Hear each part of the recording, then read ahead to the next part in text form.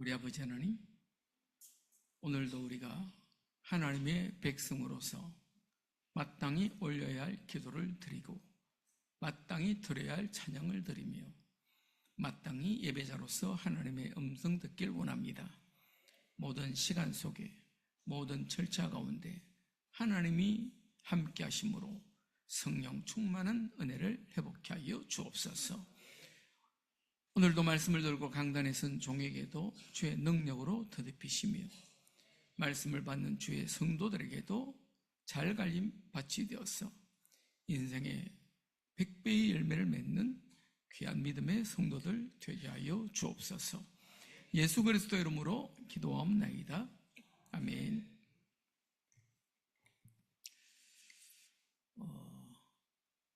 우리 교회에서 초대한 분만 줌으로 들어올 수 있는데 YR이 누구신지 모르겠어요. 김하선? 누군지 모르겠어요. 앉아서 준비하는데 굉장히 궁금하더라고요. 하여튼 감사하고 환영합니다. 원래 오늘 본문을 제가 준비하면서 33편이 아니고 18편이었습니다. 우리를 구원하시는 하나님에 대해서 말씀을 나누려고 하다가 어제 저녁이 바뀌었어요. 금요 기도회 한다고 좀 일찍 오거든요. 오는데 한번 선생님도 일찍 오셨어요. 왜 이렇게 일찍 오셨냐 하니까 오늘부터 맞추기로 했대요. 정동을 목사님하고 찬양 맞추기로 했대요. 아주 행복한 얼굴로 올라오시더라고. 어지간하면 그렇게 일찍 오라고 하면 짜증나잖아요. 시간 맞춰서 오면 되는데 행복한 모습으로 왔는데 막 찬양 맞추는 소리, 기타 치고 피아노 치고 소리가 들려요. 그리고 저는 정리하고 내려와 보니까 나는 한 사람 소리인 줄 알았는데 알고 보니 두 사람 소리야. 싱어가 한 사람 더 있어요. 우리 정동을 목사님도 성량이 크잖아요. 못지않게 큰 사람이 하나 있거든. 저기 이삭 집사라고. 두 사람이 찬양하는데 이삭 집사도 일찍 와가지고 준비해서 하는데 너무 감사하더라고요. 여러분 금요일 기도에 오세요. 오셔야 됩니다. 우리 지난 정교인 수련회 하면서 저한테는 얘기를 안 하더라고. 제가 뭘 하지도 않는데 저한테 말 안 했는데 정동을 목사님들 그렇게 말하더래요. 그때는 정동을 목사님 찬양 기도 인도했으니까 찬양하면서 기도하니까 너무 은혜 되더라. 은혜의 시간이 금요일 저녁입니다. 시간까지 다 가르쳐줘요. 9시입니다. 오세요. 길게 안 합니다. 밤새도록 할 수는 있는데 1시간이면 다 끝나잖아요. 오시기를 바랍니다. 찬양하는 것이 얼만큼 중요하냐. 오늘 제목이 찬송하는 성도의 누릴 복. 그렇죠? 하나님께서 우리에게 찬송의 비밀을 주셨는데 원래 한 천사장은 하나님 찬양하는 천사장이었어요. 망가져서 엉망돼 버렸지. 원래는 하나님을 찬양하는 천사장이에요. 그걸 어떻게 아냐? 에스겔서 28장 13절에 보면은 네가 지음을 받던 날에 너를 위하여 소고와 비파가 준비되었도다. 이 소고와 비파가 하나님 앞에 올리는 찬양의 그 도구입니다. 오늘 2절에는 수금으로 여호와께 감사하고 10줄 비파로 찬송할지어다. 뿐만 아닙니다. 다윗이 하나님을 향해 위하여 이 성막 제도를 다 준비하고 난 다음에 조직으로 하나 딱 만들어낸 게 성가대입니다. 고라지파도 하지 말고 고라지파만 있는 거 아니죠. 세 단위가 있습니다. 찬양하는 팀만 3팀이 있어요. 우리는 한 팀밖에 찬양 안 하죠. 러시아 교회는 한 팀이 찬양 마치죠. 그 다음 팀이 일어나 또 찬양합니다. 마치죠. 그럼 그 다음 팀이 또 찬양합니다. 우리는 적응이 잘 안 돼요. 아니 성가대가 한 팀만 하면 되지 그걸 왜 따로따로 하냐. 근데 그게 하나님의 은혜입니다. 그렇게 할 수 있는 게 감사한 거예요. 우리가 익숙하지 않아 그렇지. 성경에 히브리서 13장 15절에 뭐라 말씀하셨냐? 그러므로 우리는 예수로 말미암아 항상 찬송의 제사를 하나님께 드리자. 그러니까 찬송도 하나님께 올리는 예배입니다. 예배를 잘 들어야 돼요. 찬송은 온 마음 다해서 소리를 내어서 하는 겁니다. 소리 잘 안 내는 분들이 있어요. 소리를 잘 낼 수 없기 때문에 그런 건 어쩔 수 없습니다. 낼 수 있는데도 안 낸다. 하나님도 별로 기분이 안 좋으실 거예요. 찬송하실 때는 온 마음을 다해서 찬양하시는 것입니다. 성경에 보니까 문이 다 닫히고 길이 보이지 않는 때 바울과 실라가 감옥에서 한밤중에 일어나서 기도하면서 하나님을 찬송했습니다. 그때에 죄수들이 듣고 있었는데 갑자기 큰 지진이 났어요. 그러고요 옥토가 다 움직였어요. 그러면서 문이 다 열렸어요. 그러면서 모든 메인 창고가 다 풀렸어요. 우리가 하나님께 기도하고 찬송으로 나가면은 우리 인생에 막힌 담이 다 열립니다. 문이 다 열리게 되어 있습니다. 메인 것이 다 풀리게 되어 있습니다. 우리가 뭐 문제 있고 어려움 오면 자꾸 쭈그러들죠. 하나님 낯을 피합니다. 하나님께로 나와서 기도하면서 찬양해야 될 텐데 그게 잘 안 돼요. 그거는 영적인 은혜를 못 받아 그렇습니다. 영적인 훈련이 좀 덜 돼서 그래요. 그래서 우리 자식들도 마찬가지입니다. 저도 마찬가지였어요. 하여튼 시험 쳐서 기대는 많은데 성적이 안 좋았어요. 또 선생님은 또 아버지 도장 찍어 오라 그래요. 그럼 그 나쁜 성적을 가지고 어떻게 가겠어요? 그래서 몰래 도장 훔쳐가지고 도장 찍고 갖다 내고 치워버렸습니다. 그 뒤로는 늘 아버지 주무시고 나면 집에 들어가는 거예요. 그 다음에 아버지 일어나시기 전에 학교를 가버려요. 얼굴 보기 싫어서, 미안해서. 우리가 인생을 살면서 하나님 앞에 그렇게 살면 안 되는 겁니다. 아담과 하와가 자기가 범죄인 줄 알고 하나님의 낯을 피해서 숨잖아요. 그러면 대책이 있습니까? 아무런 해결책이 없습니다.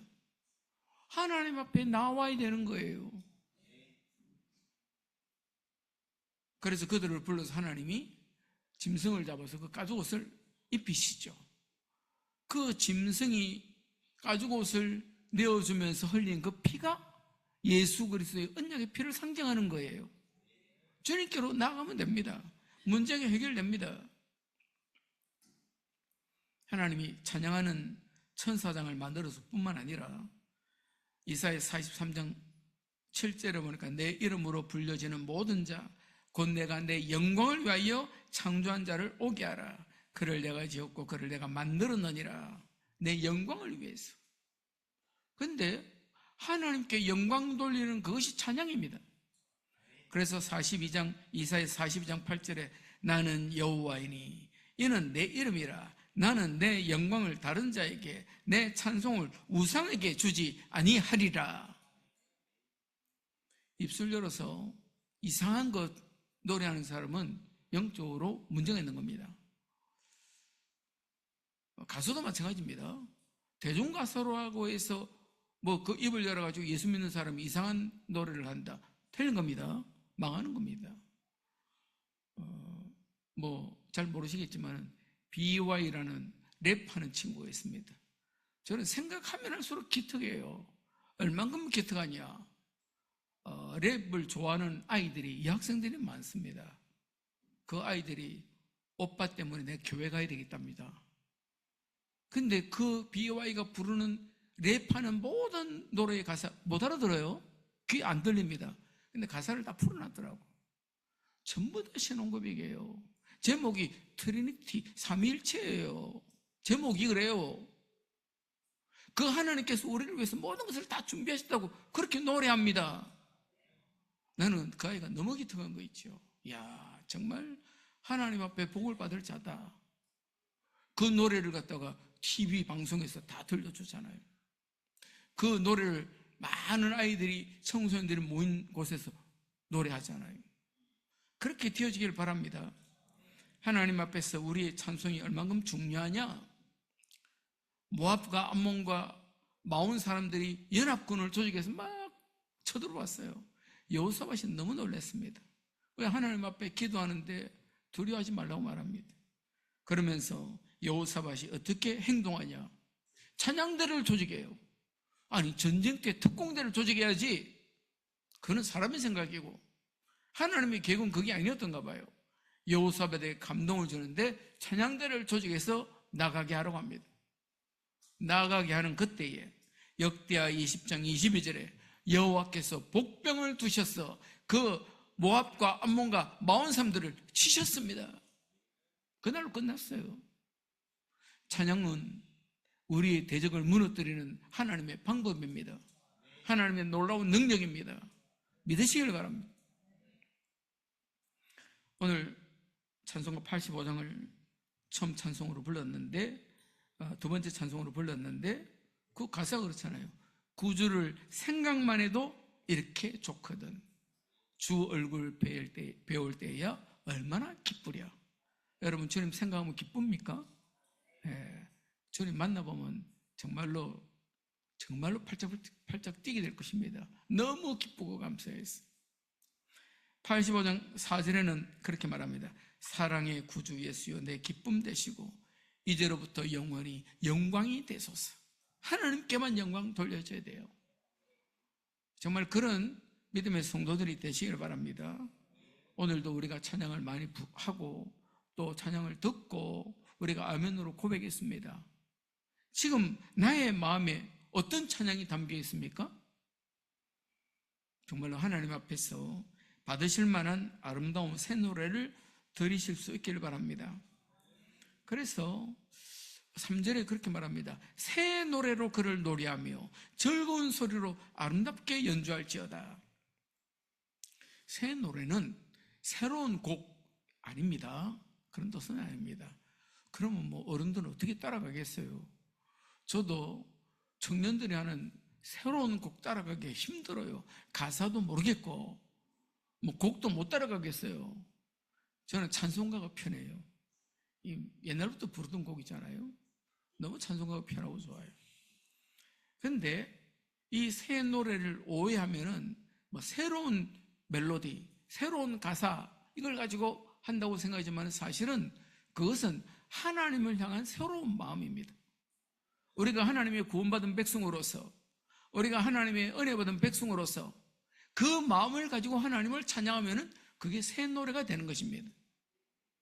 정말 새 노래를 찬양하실 수 있게 바랍니다. 아무 노래나 부른다고 되는 건 아닙니다. 그리고 노래 시간이, 찬양 시간이 되었으니까 찬양한다, 그거 되는 건 아닙니다. 그래서 아모스서 5장 23절에 내 노래 소리를 내 앞에서 그칠지어다. 내 비파 소리도 내가 듣지 아니하리라. 이게 무슨 말입니까? 왜 하나님이 우리가 드리는 찬양을 그만하라고 말합니까? 됐다라고 말합니까? 그 마음에 새 마음이 없어 그런 것입니다. 늘 하던 대로. 그러니까 안 되죠. 기쁨도 없고 감사도 없고 감동도 없고 아멘도 안 되죠. 성가대가 찬양하는 것은 혼자 찬양하는 거 아닙니다. 특별히 하나님 앞에 찬양하는 조직이 성가대인데 그들의 고백에 우리도 아멘 이렇게 되어져야 되는 거죠. 뭐 성가대는 성가대대로 하고 우리는 우리대로 딴 생각하고 그건 새 노래를 부르는 사람이 아니에요. 우리가 노래를 잘 해야 된다고 생각을 합니다. 그 아닙니다. 우리 정 목사님이 스스로 하는 말 있잖아요. 자기가 너 찬양하다가 삑사리도 많이 낸다고. 나는 뭐 겸손한 마음인 줄 알았어요. 진짜 들어보니까 삑사리를 내더라고.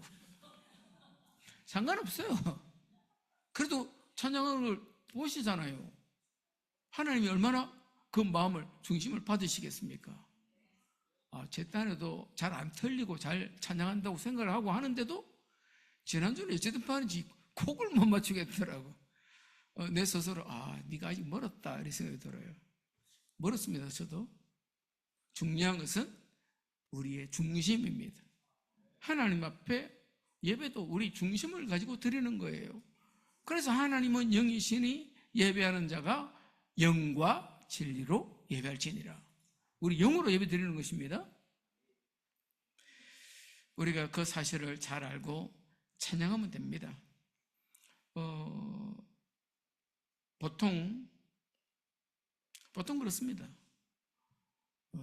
했던 곡 다 하기 싫어요. 저도 성가대 지휘를 해봤다 그랬잖아요. 했던 곡 하기 싫어요. 남이 했던 곡 하기 싫어요. 새로운 곡 하고 싶어요. 그건 내 취향이지. 내 뜻이에요. 하나님이 취향대로 하면 됩니다. 하나님이 무엇을 기뻐하시냐, 여기에 우리가 중심을 맞춰야 됩니다. 그래서 우리의 허물과 죄로 죽었던 그리스도께서 우리에게 구원의 은혜 주시고 지금도 그 믿음을 통해서 영원한 생명, 영원한 능력 주시는 그 주님을 향해 부르는 노래, 그 진실한 고백이 새 노래입니다. 그런 은혜가 있어지길 바랍니다.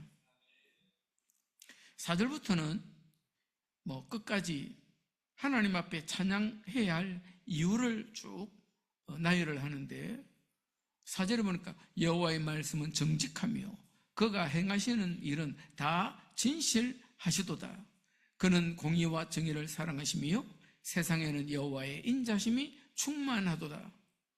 하나님의 성품을 지금 쭉 얘기를 하는데, 하나님은 공의로운 하나님입니다. 하나님은 인자하신 하나님이십니다. 그것을 이루는 답이 십자가예요. 우리가 분명히 죄인인데 괜찮다라고 말하는 게 아닙니다. 예수님께서 대신 십자가에 죽으시는 것입니다. 그게 공의입니다.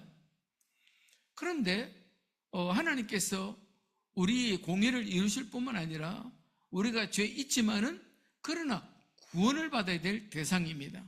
그래서 십자가에 그리스도를 대신 죽이시는 것입니다.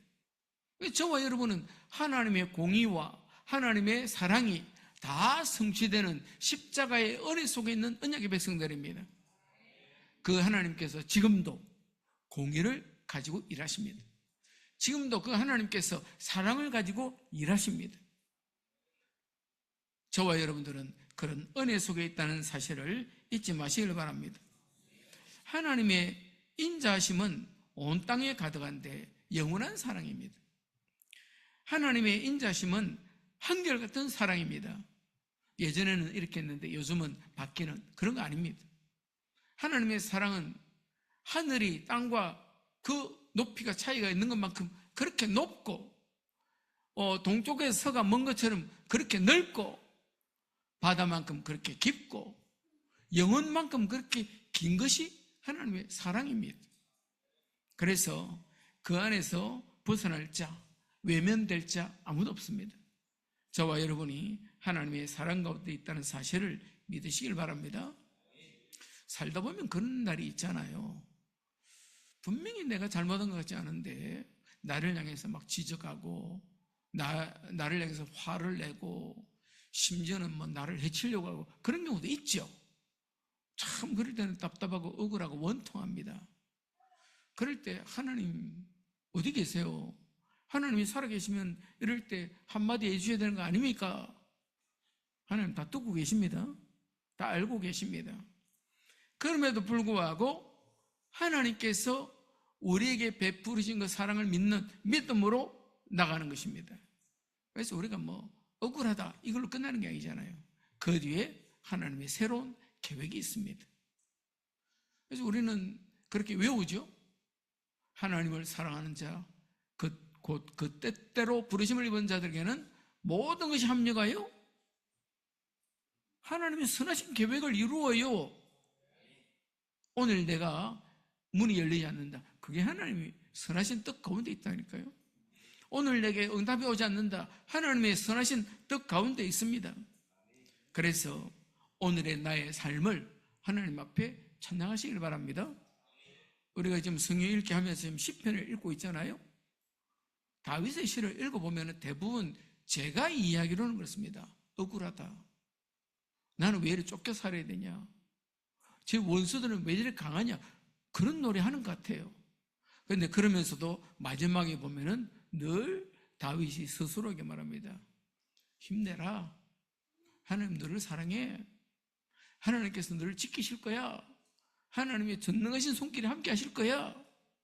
문제가 풀려서 그런 거 아닙니다. 위기는 여전하고 어려움은 여전합니다. 그러나 그 중에 하나님은 일하고 계시는 겁니다.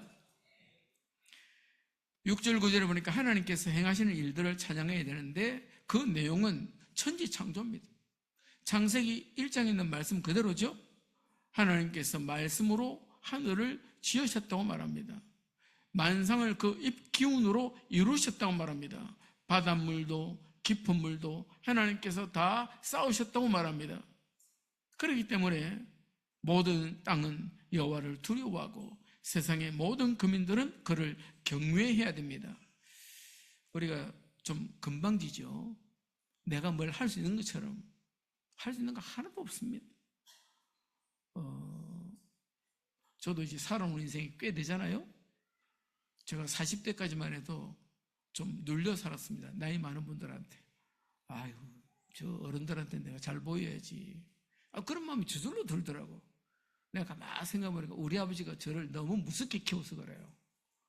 왜 그렇게 무섭게 했는지 몰라. 나중에 물어봤어요. 우리 애들한테 엄청 잘하시더라고. 아버지 나한테는 왜 그랬어요? 우리 아버지 말씀 대답입니다. 그때 내가 뭘 몰라서 그랬다면서. 아이고, 알고 난다면 너무 나이가 들어버렸는데 뭐. 우리가 뭘 몰라서 그런데 우리 스스로 뭘 할 수 있다고 생각하는 자체가 어리석음입니다. 사실 지나온 모든 날들이 하나님의 은혜 속에 있었을 뿐입니다. 우리 친구들 가운데도 이제 이미 먼저 세상 떠난 친구들이 있거든요. 뭐 그러는 중에 살펴보면은 나는 하나님의 은혜구나. 내가 뭔데 뭐 문제없이 지금까지 살아왔겠나. 제가 어떻게 생각하면 참 편한 인생을 살았구나. 지금도 여러분을 만나서 이렇게 목사로서 이렇게 그 단에 서 있고 또 우리 집사님이 고생을 많이 했어요. 젊을 때부터 계속 일했으니까 나는 뭐 별 일 한 거 없습니다. 그러니까 그냥 뭐 안심하고 편히 삽니다. 그것도 하나님의 은혜예요. 어떡하겠어요? 아니 뭐 당신만 편하게 있고 나는 그러면 죽으라 고생이 되냐? 그러면은 일이 안 되겠지. 그러나 뭐 그런 불평 안 하고 하니까 고맙죠 뭐. 하나님의 은혜예요. 오늘뿐만 아니라 우리가 살아갈 모든 날에도 하나님은 은혜의 계획 속에 우리를 부르셨습니다. 우리가 하나님 자녀잖아요. 그 사실을 믿으시길 바라고 창조주 하나님의 능력이 우리와 함께 하시는 것입니다. 십자가에 못 찔린 그 손이 창조주의 손이었어요. 그 손으로 우리를 붙들어 주시고 우리를 끌어내어 주십니다. 베드로가 갈릴리 바다에 빠져들어갈 때 그 손으로 건져주시는 거예요. 그런 은혜 속에 있다는 사실을 믿기 바랍니다. 10절 11절에 그렇게 말씀합니다. 여호와께서 나라들의 계획을 폐하시고 민족들의 사상을 무효하게 하시도다. 사람들이 계획을 많이 세우죠. 자기 나름대로 사상도 많습니다. 주의 주장도 많습니다. 그러나 하나님이 그런 것들을 다 없앤다, 피한다고 말합니다. 하나님이 그런 것들을 다 무효화시킨다, 꽝식 처리한다. 그러면서요, 여호와의 계획은 영원히 쓰고 그의 생각은 대대에 이르리로다. 그러니까 하나님의 계획이 이루어지고 하나님의 뜻이 성취되는 것입니다. 우리가 그것을 찬양해야 됩니다. 내 뜻대로 그는 그야말로 뭘 모르는 내 소견입니다. 하나님의 선하신 뜻이 이루어져야 되는 거예요. 그래서 당장 내 눈앞에 닥치는 일들은 어렵고 힘듭니다. 그렇다 할지라도 그러면 아무 염려 없고 평탄한 길만 걸으면 좋겠냐? 그 인간이 덜 크는 거예요. 그래서 꽃갱이에서는 그 나무 꽃갱이 자루는 집안에 온실에서 자란 나무 그거 가지고 쓰지 않습니다. 저 비바람 풍상을 만난 그 나무 잘라다가 꽃갱이 자루 쓰는 거예요. 왜 그렇습니까? 온실에 자란 나무는 든든하지 못해요. 금방 부러져요. 귀하게 쓸 수 없습니다. 전 세계 지난 역사 속에서 아무 일 나지 않고 평안이 있는데 위인으로 쓰임받았다. 한 사람이도 한번 생각해 보세요. 도대체 누가 있는가? 아무도 없습니다. 하나님은 연단을 거쳐서 큰 인물 되게 하셨습니다. 저와 여러분들에게 어려움이 있고 문제가 있다. 그러면 스스로 답을 내야 되죠. 나는 어떤 사람이라고요? 큰 인물입니다. 그렇죠? 내가 큰 인물이에요. 큰 그릇이에요. 그러니까 하나님께서 그런 연단 속에서, 시련 속에서 사는 것입니다. 영민이 이제 자대 배치받았죠. 물으니까 자대 배치받았는데 홍천에 11사단 갔다더라고. 그 듣는 순간에 머리가 띵해져요. 11사단? 이야, 고생 좀 하겠네. 우리가 군대에 있을 때부터도 11사단, 젓가락 사단이라고 그랬어요. 살찔 겨를이 없어요. 계속 뛰어요. 밥만 먹으면 뛰어요. 그보다는 훈련하는 사단인데 계속 구보에 달려요. 그 얼마나 살이 빠지겠어요. 속으로 아유 고생 좀 많이 하겠네. 근데 그런 연단 뒤에 믿음의 큰 그릇으로 세워지는 것입니다. 저는 그래서 군대 가는 거 적극 찬성입니다. 아니 목사님 아들 군대 안 보내고, 제가 안 보낸 게 아니고 못 보냈습니다. 몸이 안 좋아서 의사가 너는 군대 가면 안 된다 그래서 못 간 것이지, 저는 군대 가라고 그랬어요. 한국 남자가 군대 생활 안 해보고 사회생활한다, 계속 그게 핸디캡이에요. 우리 아들도 면접 뉴스 나잖아요. 이력서 100번 썼어요. 마지막 최종 면접까지 갔어요. 늘 물어본대요. 니 왜 군대는 안 갔냐? 이러저리 얘기하면 알겠다. 그리고 탈락이. 내가 뭐 때문에 그렇게 계속 탈락했는지 모르겠지만 아마 그게 크게 영향을 미쳤을 것이다. 저는 그렇게 생각합니다. 영면에는 11사단 제대했습니다. 큰 자랑 될 거예요. 다 알고 있잖아요. 하나님의 계획은 완전하고 하나님의 계획은 영원합니다. 그 하나님께서 12절에 보니까 여호와를 자기 하나님으로 삼은 나라 곧 하나님의 기업으로 선택된 백성은 복이 있도다. 여호와 하나님을 믿음으로 섬기는 모든 백성들은 복이 있다는 것입니다. 저와 여러분들이 하나님의 축복 가운데 있다는 사실을 알게 되시길 바랍니다. 오늘 저와 여러분이 이 자리에 앉아있는 자체가 창세전에 예비하신 거예요. 그래서 에베소서 1장 4절 5절을 보니까 그 창세전에 그리스도 안에서 우리를 택하사 우리로 사랑 안에서 그 앞에 거룩하고 흠이 없게 하시려고 그 기쁘신 뜻대로 우리를 예정하사 예수 그리스도로 말미암아 자기의 아들들이 되게 하셨으니. 언제요? 창세전에 우리를 하나님의 아들들로 예정하셨답니다. 그리스도 안에서. 얼마나 놀랍고 감사합니까? 하나님께서 우리를 하나님의 백성 삼아주신 그 은혜를 잊지 마시길 바랍니다. 우리를 창세전에 택하시고 예수 그리스도로 말미암아 하나님 자녀 되게 하셨습니다. 그 하나님께서 우리를 당신의 기업으로 삼으시고 우리를 굽어 살피시고 계십니다.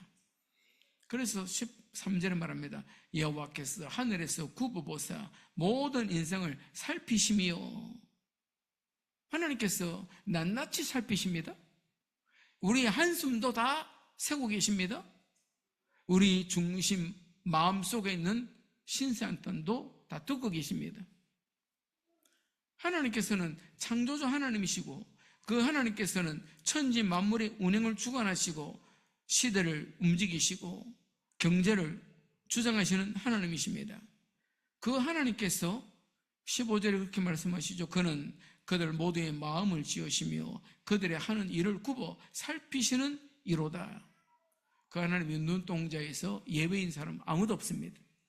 믿음 안에서 그 하나님을 찬양하시기를 바랍니다. 16절부터 보면은 많은 군대, 그리고 17절에 군마, 군에서 서는 말, 이거는 왕에게는 큰 자랑입니다. 큰 배경입니다. 근데 그런 것들이 이기게 해주지 않습니다. 왜냐니까 역사 속에서 많은 군사를 자랑하고 많은 군마를 자랑한 많은 왕들이 있었습니다. 근데 지금은요, 실패했다잖아요. 그걸로 구원받지 못합니다. 그들이 남긴 유산은 그렇게 노력해도 아무것도 없다는 겁니다.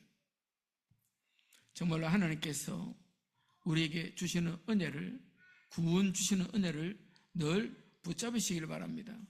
그래서 19절에 그들의 영혼을 사망에서 건지시며 그들이 굶주릴 때에 그들을 살리시는도다. 하나님께서는 하나님을 경외하는 자, 그 인자하심을 바라는 자들을 살펴서 은혜 베푸시고 능력 베푸십니다. 그것을 하나님 앞에 찬양하라는 거죠. 우리가 늘 하나님을 바라보며 찬양이 되는데 하나님께서는 우리의 방패와 도움이 되십니다. 그래서 20절에 우리 영혼이 여호와를 바라며 그는 우리의 도움과 방패시로다. 적들이 쳐들어올 때 산성에 피한 것이 아니라 야지에 있다면 방패는 큰 의지가 됩니다. 적들의 화살도 막아내고 창도 막아냅니다. 그 안에서 안전하죠. 하나님이 그런 분이시라는 거죠. 세상에 핍박도 오고 어려움도 옵니다. 그렇지만은 낙심하지 마시기를 바랍니다. 창조주 하나님께서 우리를 도우시고 우리를 막아주시는 분이십니다. 그래서 그 하나님을 의지하고 주를 바라보는 믿음의 사람 되시기를 바랍니다. 22절에 보니까 여호와여 우리가 주께 바라는 대로 주의 인자하심을 우리에게 베푸소서. 하나님을 앙망하는 자, 하나님의 은혜를 사모하는 자에게 그 인자하심을 베푸십니다. 그 사랑을 베푸십니다. 그 하나님의 사랑을 믿으시기를 바랍니다. 영화가 있었는데요, 어느 아이가 부모님이 아프리카에서 일을 했어요. 이 아이는 이제 유럽이 집안이니까 있다가 방학이 되어서 아버지 어머니를 만나러 비행기를 타고 갑니다. 그런데 아버지 어머니가 일하는 곳은 워낙 오지라서 비행기가 갈 수 없는 곳이에요. 그래서 아프리카 기착지에 내려서 그 아버지의 친구가 모는 경비행기를 타고 아버지가 있는 곳으로 갔습니다. 가는데 이 비행기 고장이 난 거예요. 그래서 비상 착륙을 했습니다. 착륙을 했는데 이 아버지 친구, 이분은 중상을 입었어요. 이 어린아이가 8살밖에 안 된 이 아이가 그 아프리카 오지에서 어떻게 살겠어요? 그 비행기가 비상 착륙한 그곳은 굉장히 해충이 많고 식인종도 많고 굉장히 험한 곳이에요. 그래서 이 아이가 그 안에서 결국 조종사는 죽고 이 아이가 어떻게 해보려고 왔다 갔다 하는데 아무리 돌아다녀도 사망이에요. 여기저기 왔다 갔다 하는데 아이가 오지 않는 내용을 이제 알고는 아버지가 경비대에 연락을 해서 이 아이를 수색하고 다닙니다. 너무 넓으니까 어딘지 모르니까 비행기를 타고 하늘에 다니면서 막 수색하는데 못 찾았어요. 그러다가 아버지가 지혜를 냈습니다. 삐라를 만들었습니다. 아무개야, 내가 너를 사랑한다. 내가 반드시 너를 찾을 것이다. 꼭 기다려라. 삐라를 온 사막에 뿌렸어요. 그런데 이 아이가 사막에서 어떻게 길을 찾아보려고 하는데 지쳐 쓰러졌습니다. 그런데 거기 보니까 삐라가 떨어져 있는 거예요. 보니까 자기 아버지가 자기를 사랑한대요. 자기를 찾아오시겠다고 말해요. 이 아이가 이것을 들고 헤매는데 결국에는 목도 마르고 길도 없고 쓰러졌습니다. 모래가 막 덮이는데 그때 비행기에서 뭘 본 거예요. 발 뒤꿈치가 나와 있는데 그걸 본 거예요. 그래서 찾아와서 이 아버지가 이 아이들을 끌어안는 그런 영화예요. 하나님은 그렇게 우리를 굽어 살피고 계십니다. 그 하나님을 찬양하라는 거예요. 지금 내 마음이 어디에 있냐는 거죠. 자, 넋을 놓고 지금 실패한 그 현장에, 넋을 놓고 지금 갈등 있는 그 현장에 그 사람은 하나님 찬양 못하죠. 원망되고 불평 나올 건데 하나님을 바라보시길 바랍니다. 하나님의 은혜를 사모하시길 바랍니다. 그래서 우리 입술로 하나님께 최고의 영광을 돌리기 바랍니다. 이 아이가 거기서 자기 혼자 쭝얼거리는 소리가 나와요. 우리 아버지가 꼭 나를 찾아오실 거야. 아버지는 나를 사랑해서 꼭 오실 거야. 나는 그 약속을 믿어. 그 아이의 대사입니다.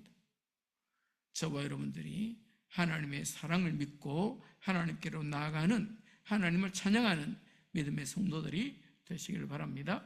기도하시겠습니다. 존귀하신 주님 감사합니다.